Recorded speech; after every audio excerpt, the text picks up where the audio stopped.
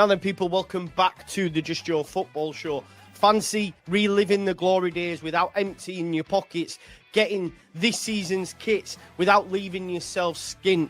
Well, you can at okjersey.com, where retro kits and this season's fits from every major beast across Europe and the Premier League don't break the bank. That iconic Leeds 70s strip, Liverpool's 89 Hillsborough Heroes, Manchester United's 99 Treble Terror, and even Arsenal's invincible Shimmer. Juve black and white Zebra Classics, Real Madrid's Galactico Whites. What a player R9 was. Inter's Nazuri Nights under the San Siro lights. PSG's stylish 90s flair. OK Jersey have got them all. Direct from all the vaults. Authentic retro fire at prices that leave change for a pie at the match. No fancy markups, just pure kit passion. Free shipping for all orders over €50. And if you're part of the Just Joe family, you can drop the code JUST at checkout for 8% off. Because supporting the Mighty Whites for your continental crush, Tacticos, Barca, I'm looking at you. So gear up, don't break the bank, and go to okjersey.com, where history and current prices are affordable. Scan the QR code now, hit the link in the comments, and don't forget to use code JUST at checkout for 8% off. Peace out. Now let's get back to the boss show. Now then, people, welcome back to the Just Joe Football Show and another opposition preview. I'm just chuckling along in the comments because we've got the fan base split.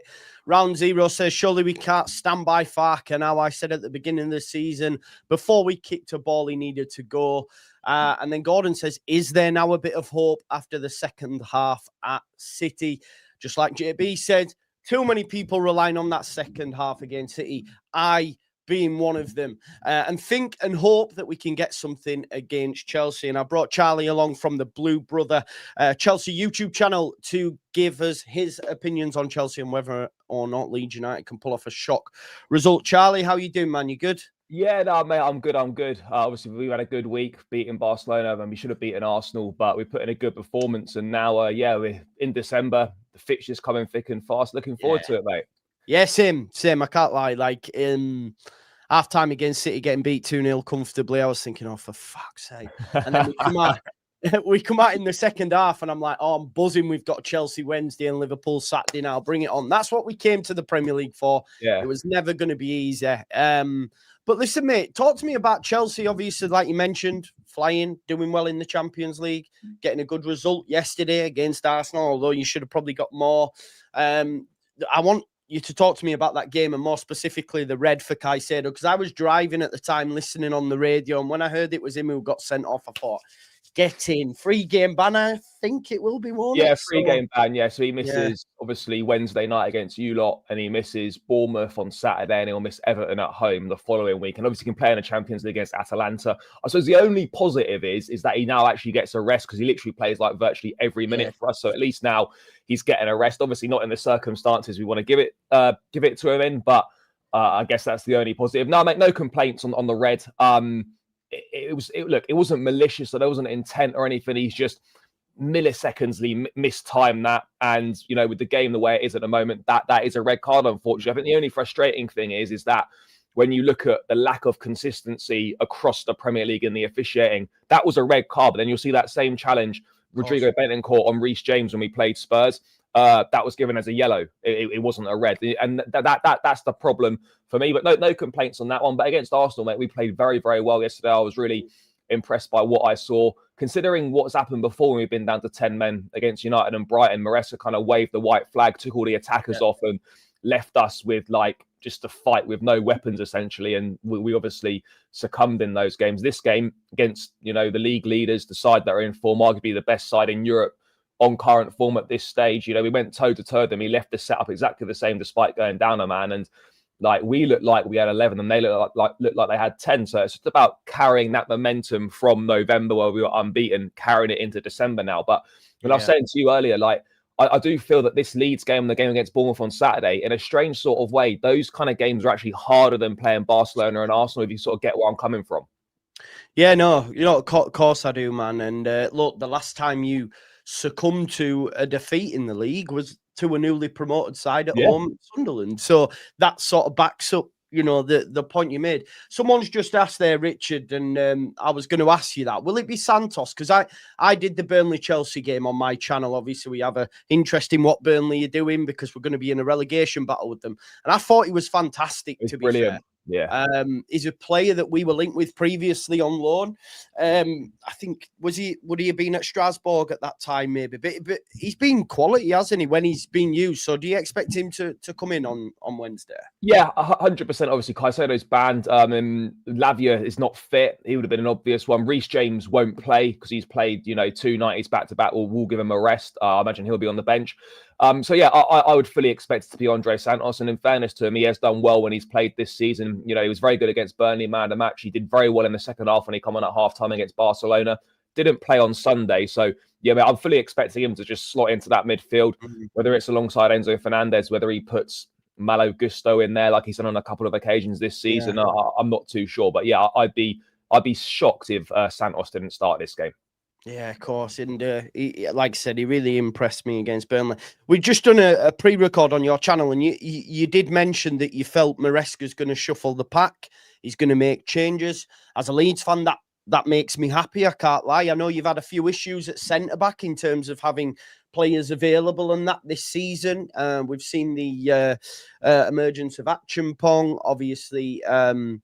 Your man Chalobah's got an England call-up, or did get an England call-up on the back of his performances this season. So you've had a few maybe come to the fore that you wouldn't have expected. But what does that defence look like on Wednesday? Because I'm looking at our performance against City in the second half, and we caused problems for their backline, the likes of Gvardiol and Diaz in that second half. And I said after the match, we've got Chelsea next. I would argue they're weakest in that area across the pitch at centre-back, for me anyway. So I look at it and say we can get joy there. So who would we be looking to get joy out of, do you think? Yeah, it's a tricky one because, obviously, start of the season, we had struggled defensively at centre-back. Maresca was chopping and changing partnerships sort of from one game to another, and that's never an ideal situation to be in. Over the last sort of month, we've been a lot better defensively, a lot more solid. He's settled upon that Chalobah and Fofana partnership, and that's, looking like it's, starting to take shape. They're both playing some pretty good stuff. I think there will be at least one change at centre-back. He might change the entire partnership. Definitely one change. I don't think Fofana will play. We're still kind of managing him, getting him back to sort of full fitness, trying to, make sure these injuries don't reoccur. I would imagine, I think the easy one will be he'll go with a Tosin or a Badia Shield. Achimpong's been good, but I don't feel like I feel like he's kind of slipped down the pecking order a little bit for sort of reasons unknown to a lot of Chelsea fans, but it could spring a surprise and it could be him. But I guess the easiest way of saying it is it'll be one of Achimpong, Badia Shield or Tosin. I just don't really know which one because he's kind of switched between all of them when he's rotated. I hope it's Badia Shield, I can't lie. I'd say he's for me anyway. I'm not a fan.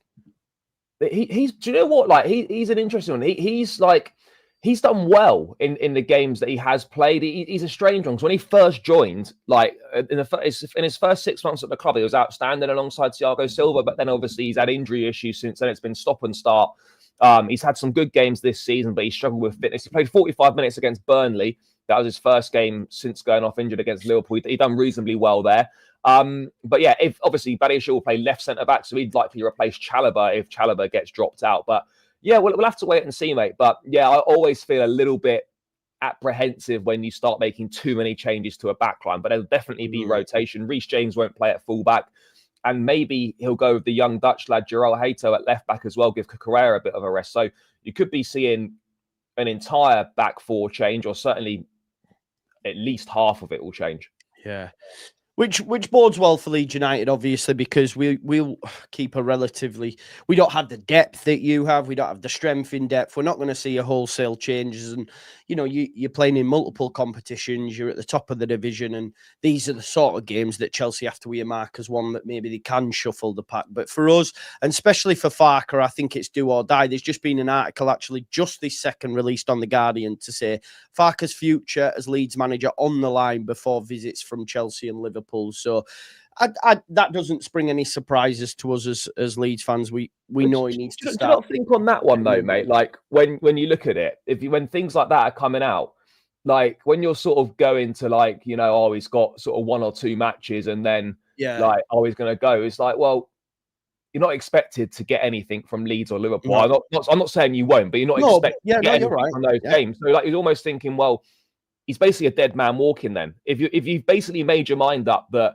if he doesn't get good results in his Leeds and these Liverpool and Chelsea games, what's the point in giving him those games to then just get rid of him afterwards if you don't get the result that, the board or the fans are expected? And that to me, I always find it strange when managers start getting given like 1 or 2 games. Or if he wins against Chelsea or Liverpool, it's got a reprieve, but how much does that really change in the long run? I always find it strange of clubs when those sorts of things start coming out. Yeah, no, I agree with you, mate. I think it's like you say, when we had Jesse that season, we last beat you actually. When we won that game, a few people have mentioned it in the chat about Koulibaly's red card, etc. And actually, Aronson scored the other week, and it was his first goal since that game against Hughes when he pressed Mendy and got that goal. Over a year ago, wasn't it? Oh, long time, long time. But that season, we got a result against you. We beat Liverpool. We got a shock comeback against Bournemouth, but he should have been sacked regardless. Do you know what I mean? So we could, like you say, we could get a result against Chelsea and Liverpool, but then go on and losing run again. And you go, well, yeah, but he did beat them. It doesn't matter, I guess. And like Richard said, when this sort of stuff comes out, it's normally dead man walking sooner rather than later now. So yeah, listen, I like him. I think get to January and see what we can do. But he does have to get positive results. We can't, even as a backer of him, keep saying, oh, well, we played well for 45, like we did against Villa, like we did against City, but ultimately we got 0 points. So, yeah, it was always a tough run. And genuinely he has to get one positive result. You know what I mean? If we just lose out to you 2-1, late goal or whatever, then you say, okay, you can give him a bit of grace for that. But what he can't do is get walloped in either game, to be honest. And that could happen. That genuinely could happen with the level of players that both you and Liverpool have. Just back onto Chelsea, mate. Where are your aspirations this season then? Is it to do well in Europe, get to the latter stages? Is it to mount a title charge? Like, where you at? I mean, look, obviously last season we did what we needed to do, got back in the Champions League, and we obviously won the Conference League and then the Club World Cup in the summer. What was a bonus that I think a lot of Chelsea fans kind of weren't expecting us to win. And then we've come into this season. We have started reasonably well, to be perfectly honest. I know the run of fixtures has been, generally speaking, quite kind, and I feel like we probably should have a few extra points on the board, throwing a couple of points away at Brentford, not defending a long throw in stoppage time. The way that we lost to United and Brighton was poor as well, losing at home to Sunderland. I'm not saying we should have won all those games, but we should at least have maybe 4 or 5 more points on the board. We've done well in the Champions League. We're in a top 8 at the moment so far with 3 games to go. We're playing some decent football. We've picked up some very good results. So I'm kind of content with where we're at. I think we're where most Chelsea fans expected us to be, given the fixtures that we've had. And now it's about, putting the run of form together over the Christmas period. This, like last season, we were in a similar position. I remember, and he did the interview, didn't he? We're not in a title race. And then so we were in a similar position sort of around December time. And then we had an opportunity, if we beat Everton away the game before Christmas, we would have momentarily gone top before Liverpool had played. We didn't win that game. And then in the new year, things suddenly fell away. And, we then ended up having to go on a really good run to get Champions League football on the last day. So for me, I think the most important thing is, 1, get Champions League football wrapped up well before the final day. And for me, make sure, I think we finished 10 or 15 points behind Liverpool last season, close the gap to the league winners. Yeah. And we need to be winning a trophy of some description. We've not won a domestic cup since the FA Cup in 2018. For a club like Chelsea, that's way too long to be going out without domestic silver. I know we've added like European trophies and whatnot, but domestic silverware has been way too long. So for me, finish, I'd say top 3 finish. I backed us to come 3rd at the start of the season. I stick with that. So top 3 finish and add a domestic cup, close the gap to the to the league leaders is essentially kind of where I'm at. I think the most important thing is we're demonstrating progress year on year. Awesome. And I think you are. I think you are. That first season they spent the billion and everyone's laughing and stuff, but you are getting to a stage where you are progressing and it looks like anyway for the foreseeable that you will be perennial top 4 finishers now moving forward. That's how it looks at this moment in time. I've got to ask you, mate, as a London based club and a London based fan, how heartbreaking will it be if Arteta and Arsenal get it over the line this season? Do you know what? Like the only plus, right, is that it's the World Cup in the summer, isn't it? So we don't have to think about it for too long. We can just shift our focus straight to the World Cup. No one needs to talk about it. Yeah, it's all about England now, whatever. Now, it'll be disappointing majorly. You know, it would be pretty insufferable. But ultimately, like, we have to be honest, it's happening at some point. Our Arsenal will win a Premier League title. The squad's too good now, isn't it? I think the squad is too good. Ultimately, like, that it's going to happen. Whether it's this season or not, they are going to get over the line at some point. And we're just going to all have to accept it. The Premier League, I'd rather the Premier League than the Champions League. They've won the Premier League before. I know it's been 20 odd years, but they've got no obviously European trophy. And the idea of not being able to go to the Emirates and sing Champions of Europe chant ever again is quite depressing. So look, it'll be tough, mate, if they win the league, but it's happening at some point. It's just a question of when rather than if. And I hope it's not this season, but I've got a feeling it could well be. I think it will be as well this time. I think it's their time now. I don't think they have a consistent enough challenger. City, we felt for a bit, and then they lose at Newcastle, and even we blooded the nose for a period in that last game, whereas Arsenal, they battered us 5-0, and we were even close, you know. So I think they're a different animal to most in the division. From Chelsea, then, what can we expect lineup-wise, set-up, mate? Who's the danger men, do you think, for us on Wednesday? I mean, look, as we touched on, Chelsea have made the most changes to the starting lineup in the Premier League this season. You know, rotation has been a big part of what Enzo Maresca's been doing. Obviously, in the last couple of games, Barcelona and Arsenal back-to-back Tuesday and Sunday, he made one change to the team. And so that's quite unusual. You know, there was a run before that where he had made 6-7 changes for like 5 or 6 consecutive games.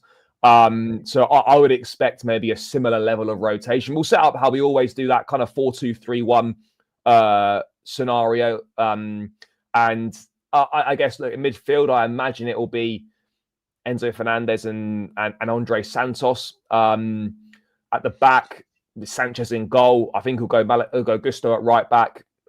Maybe Cucurella left back. Centre backs, it could be anyone. I actually don't know who it's going to be.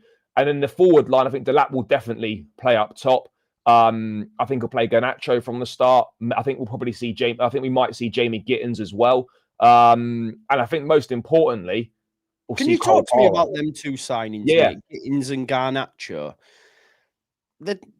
I mean, you'll know more. You see them more regularly, but it was a bit of a head scratcher anyway for me when you got, because I don't mind Madueke, and I look at them two, especially Gittins. I don't know. He hasn't really done anything, but talk to me about them too. Yeah, do you know what? Like, it's an interesting one because they both kind of divided opinion when they came in. I think the frustrating thing from a Chelsea fan point of view was that we could have done with a more proven option on the left, and then one of those younger options, a Garnacho or a Gittins, plus someone with a bit more proven quality, a bit more established. That would have maybe made a bit more sense.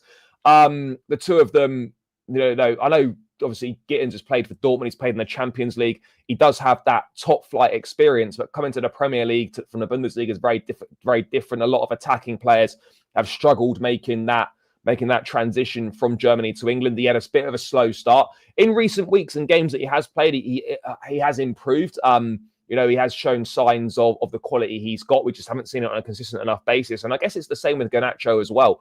You know, this is someone who has done well for us before the game against Barcelona.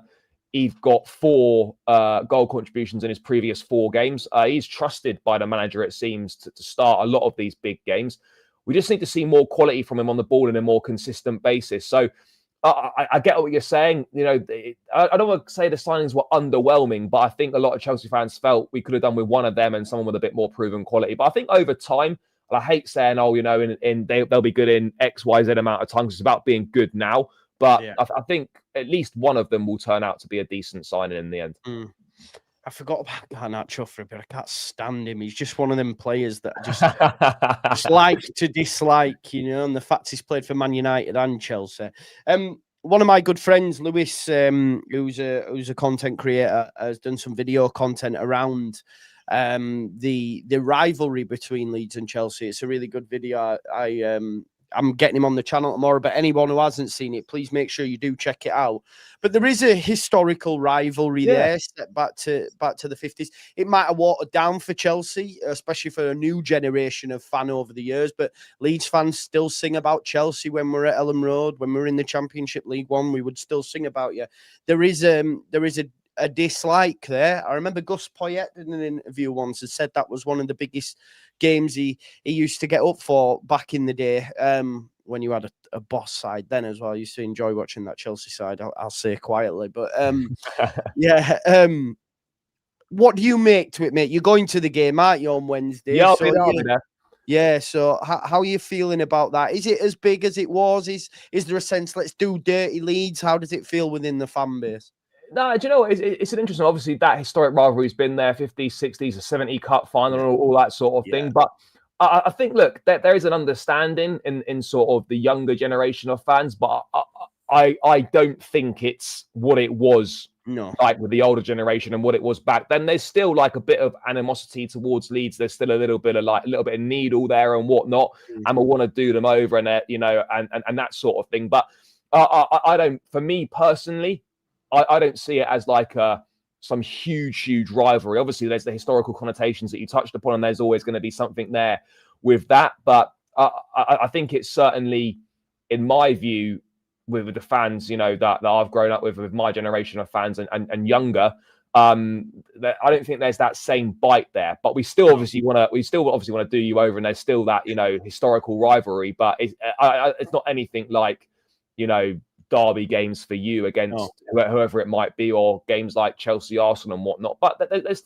still a little bit of needle there for sure. Yeah, no, good stuff. Is there anyone from? Well, I tell you what, though, what I will say, the Chelsea fans and players will be coming into a vociferous crowd on Wednesday night under the lights. That's for sure. So maybe it might go some way as to renewing or definitely sprinkling on a more up to date sprinkle on the rivalry.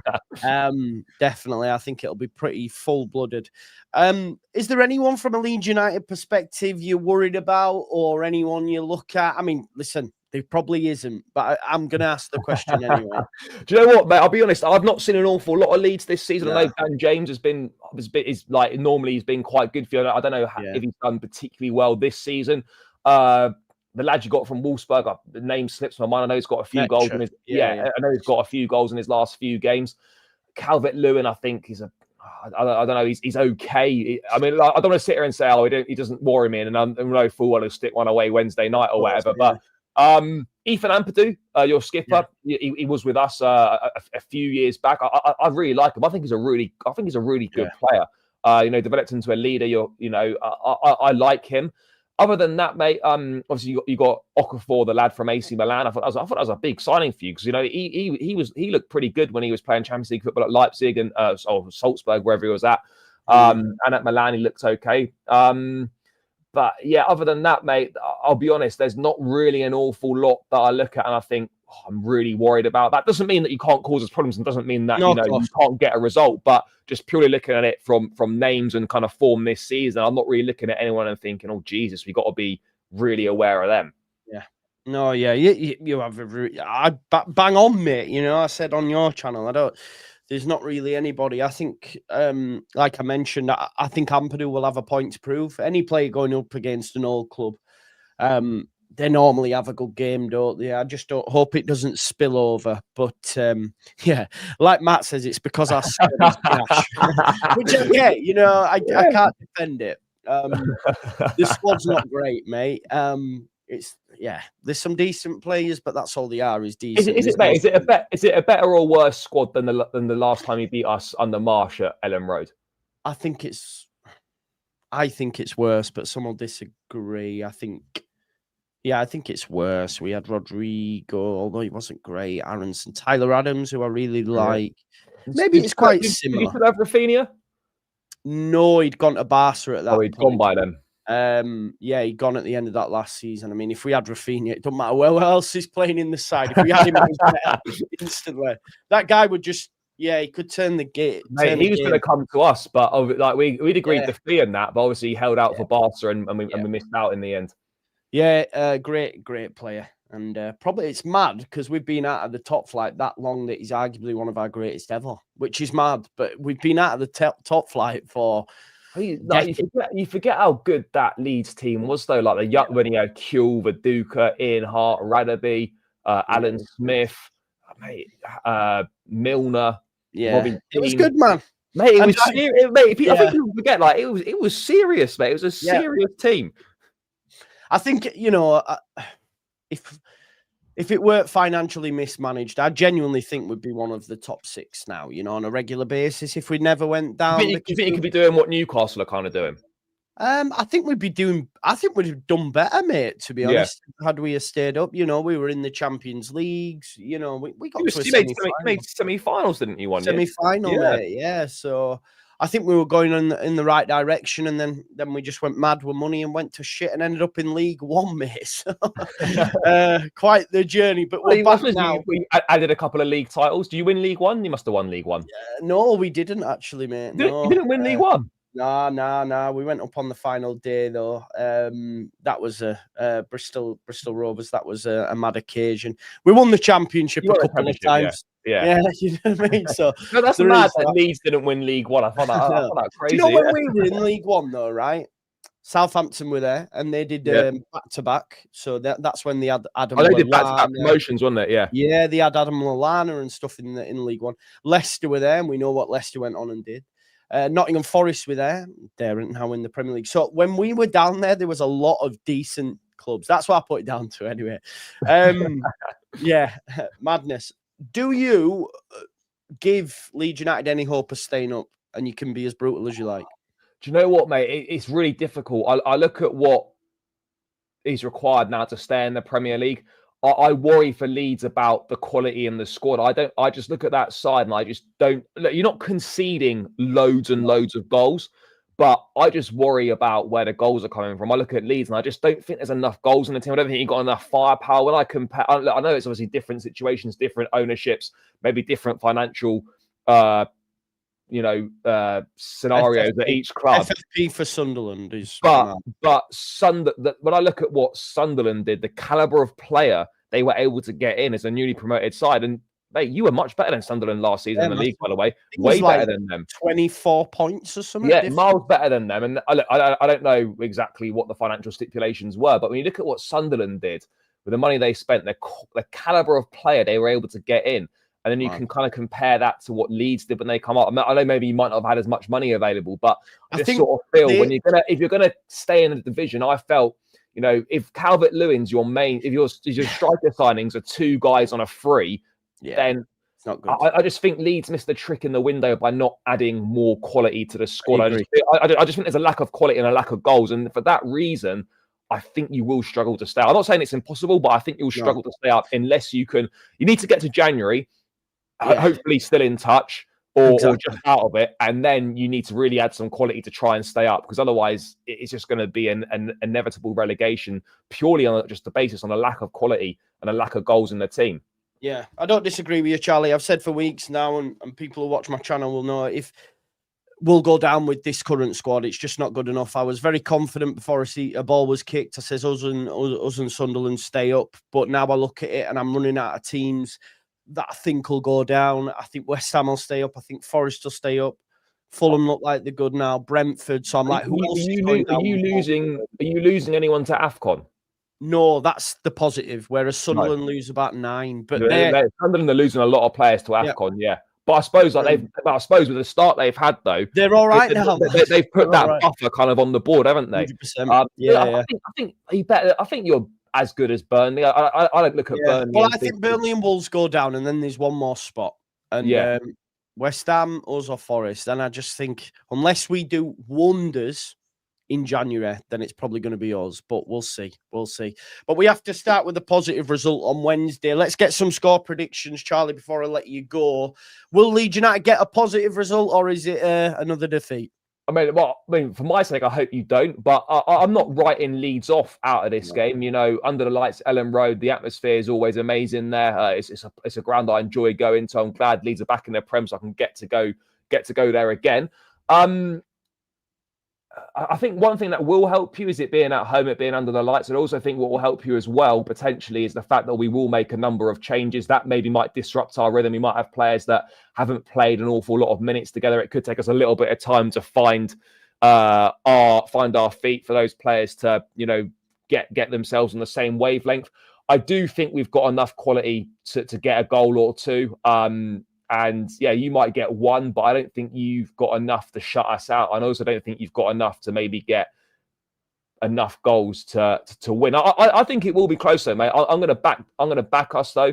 I'm gonna go for a 2-1 win, but I wouldn't be entirely surprised if you were maybe able to nick a point, you know, for the reasons that I've explained. I think a point for us would be great right now, but I've said, and I'll say it on your channel, I'm so positive after the second 45 against City that I think we beat you 2-1 like Sunderland did, and we can start to look up the league. But Charlie, thanks so much for coming on, mate. Do you want to tell people where you're at, what you do, and what they can look forward to after the game? No, absolutely, mate. Pleasure to come on as always. Yeah, guys, you can find me Blue Brother CFC. I think I'm about 4 or 5 subs away from 19k, so we're almost Make there it happen now, people. And yeah, obviously, yeah, all the usual stuff. Match previews, obviously, you've got something dropping with Joe that'll come out probably tomorrow morning, so make sure you go and check that out. And then all the usual fan content, guys. I'll be doing some stuff from Elland Road as well, so you can either see me looking depressed if you get a result, or that's you what I'm saying. Or you can get the happy perspective from the away. And I've always find, mate, a lot of fans from the home grounds find the away perspective quite interesting, because obviously you never go in the away end at your own ground. So yeah, I mean, if you want to see what the away end's like from a traveling fans perspective at Elland Road, then yeah, make sure you tune in. I also do a lot of stuff over on Chelsea Fan TV as well, so if you want to have a look at that after the game as well, do. But yeah, that's where you can find me, and that's what I'm doing. Yeah, man, make sure you go over and subscribe, folks. Let's get him to 19k. Charlie, thanks as always, bro. And don't enjoy the game. Enjoy the rest of the season. Don't enjoy Wednesday night, mate, okay? No, thanks a lot, mate. Good to catch up. And yeah, all the best for the rest of the season after Wednesday, mate. Nice one. No worries, pal. See you in a bit. There we go. That was Charlie. Let me just change my graphic around here now and get me into the right position. Great to have Charlie on. Great to get a Chelsea fan's perspective. Every reason to be buoyant and bullish after, you know, great results really against Arsenal and Barca. It's not to be sniffed at, is it? Let's be honest. And it will be very, very tough. It'll be very tough. Make sure you smash a like on the video, subscribe to the channel, get your comments in, and of course hit that notification bell. I hope that we've got Charlie to 19k, folks. If you haven't already, make sure you go on over and please do subscribe and show him that Leeds always take more, as the story goes. Look, I'm pretty confident. I'm confident. I'm looking forward to a decent performance. Looking forward to a decent performance. Now, we'll get more. I'm going to be live tonight at 6 o'clock with Jack. Straight facts. We're going to do that on a Monday night, just cutting through all the bullshit together, what's people said, and take a different perspective at football in general. Just cutting through the shit. We've got the presser tomorrow. I've got a video with Lewis as well after the presser, so we'll do the presser, and then me and Lewis will be live talking about his video he's just done on Chelsea.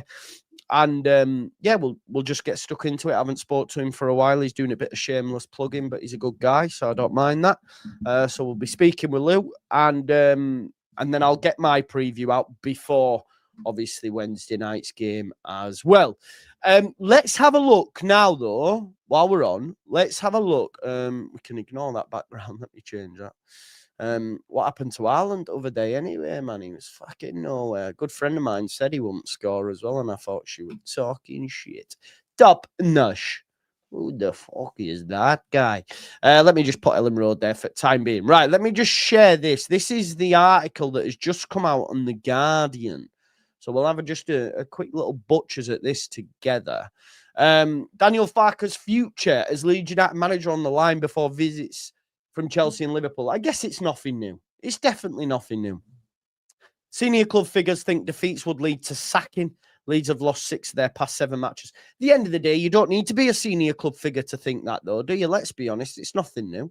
Daniel Farke is facing a defining week as Leeds manager, with senior figures at the club expecting him to be sacked if his side lose home games against Chelsea and Liverpool. Again, that's nothing new. I mean, let's be honest.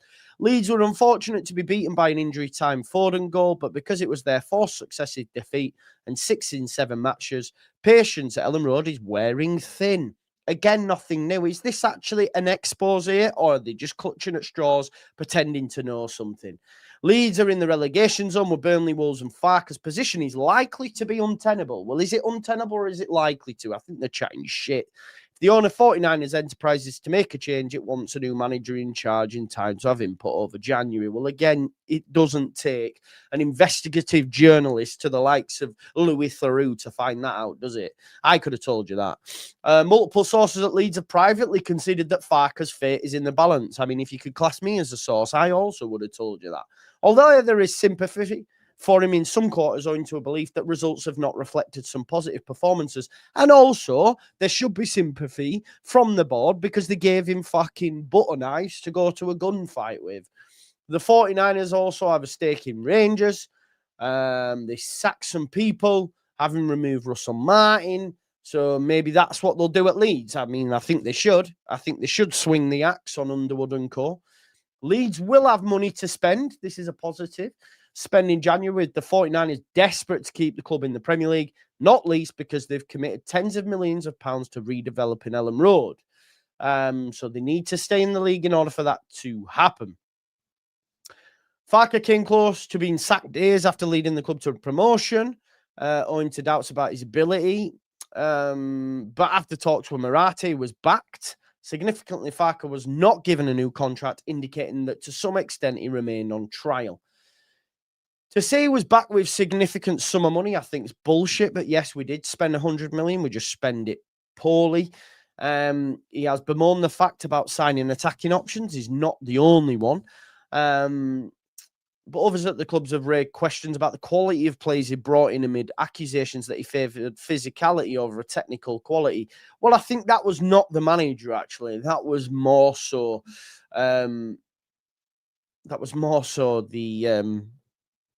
the recruitment team. The midfielder Shaw, Longstaff and left-back Goodmanson are regarded internally as the only unqualified successors. Unqualified? You mean qualified or not? But that's bullshit. The key recruitment advisor, Nick Hammond, left Leeds for Everton, as did Angus Kinnear. And that is your lot. Basically, nothing new. Loads of codswallop, and I could have wrote that article for them as well for a fraction of the price. In terms of there being a poll for Farke and Farke, we don't need it, man. We don't need it, honestly, we don't. Let's wait till after Wednesday before we start talking about that shit. I was very much at half-time against City, okay with him to... Oh, here you go. But the second half gave me renewed optimism. And who knows, if we hold on long enough, we might get Thomas Frank if he gets sacked from Spurs. Might be worth holding out a little bit, mightn't it? Because I tell you something, if he got sacked from Spurs, I'd fucking say, Thomas, here, now. But yeah, we move. But listen, folks, that's your lot from me. I'll be back at 6 o'clock. Big up to Charlie. Make sure you go check out his channel. Thanks as always for watching. I'll see you back here at 6 o'clock if Jack eventually wakes up. But thank you. Smash a like on the video. Get your comments in and hit the notification bell and all that jazz. And I'll see you later on this evening. Peace out. Love for the